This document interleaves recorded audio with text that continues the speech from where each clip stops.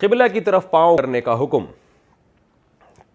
کیا قبلے کی طرف پیر کر کے بیٹھ سکتے ہیں یا سوتے وقت قبلے کی طرف پیر کر سکتے ہیں؟ میں نے جدہ میں دیکھا ہے کہ لوگ قبلے کی طرف پیر کر کے قرآن پڑھتے ہیں، کیا یہ عمل درست ہے یا نہیں؟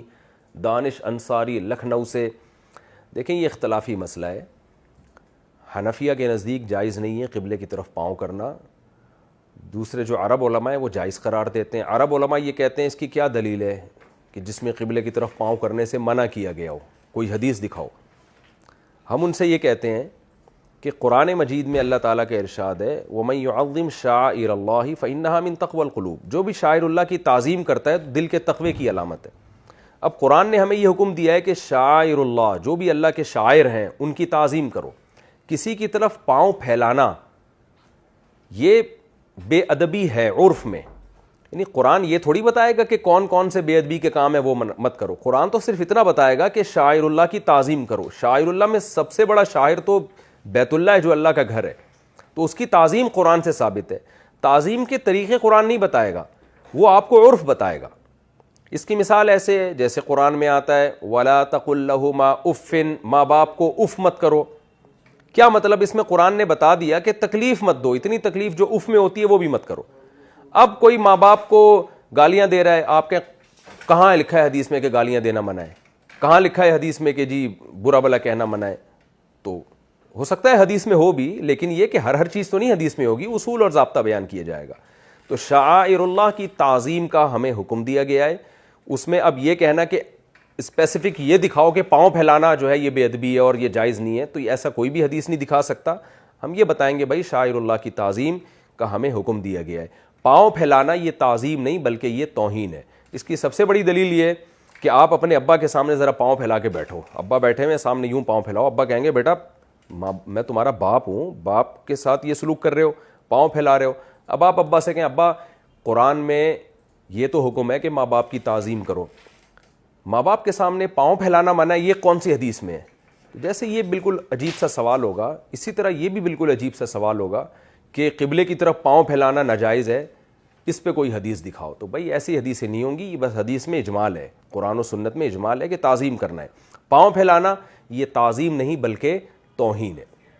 بعض حضرات یہ دلیل دیتے ہیں کہ رسول اللہ صلی اللہ علیہ وسلم قبلے کی طرف پشت کر کے بیٹھا کرتے تھے، تو حالانکہ پشت کرنا بھی توہین ہے.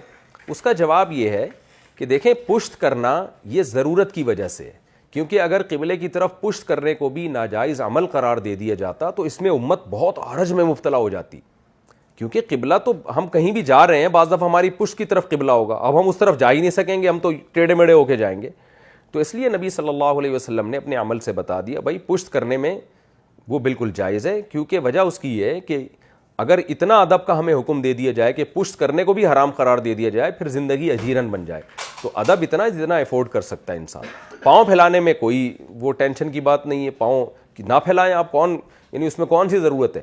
اور اگر کسی کو ضرورت ہے پاؤں پھیلانے کی تو وہ پھیلا بھی سکتا ہے. کسی کا گھٹنا موڑنا ہی مشکل ہے اس کے لیے، جیسے مریض جب زمین پہ بیٹھ کے نماز پڑھتا ہے اور گھٹنا موڑنا اس کے لیے مشکل ہے تو ہم اسے کہتے ہیں بھائی قبلے کی طرف پاؤں پھیلا کے نماز پڑھو.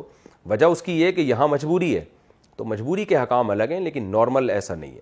بعض حضرات یہ کہتے ہیں کہ قبلے کی طرف جب رخ کر کے قضائے حاجت جائز ہے تو پاؤں پھیلانا کیوں جائز نہیں ہے؟ اور وہ استدلال کرتے ہیں حضرت عبداللہ بن عمر رضی اللہ تعالیٰ عنہ کی حدیث سے کہ عبداللہ بن عمر فرماتے ہیں کہ میں نے دیکھا کہ آپ صلی اللہ علیہ وسلم نے قبلے کی طرف رخ کر کے آپ قضائے حاجت فرما رہے تھے اور جو ہے یعنی آبادی میں.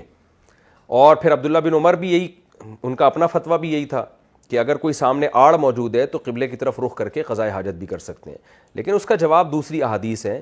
ترمذی کی صحیح حدیث ہے، آپ صلی اللہ علیہ وسلم نے فرمایا کہ جب تم قضائے حاجت کرو تو لا تستدبروا القبلۃ ولا تستقبلوها، تو نہ قبلے کی طرف پیٹھ کرو اور نہ قبلے کی طرف رخ کرو.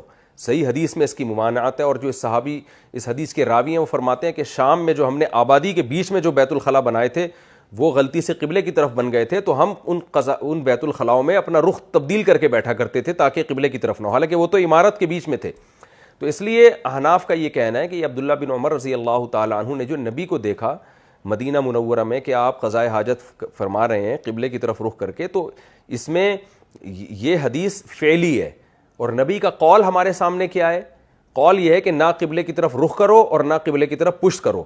اور اس میں آپ صلی اللہ علیہ وسلم نے میدان میں یا عمارت میں یا آبادی کا کوئی فرق نہیں کیا.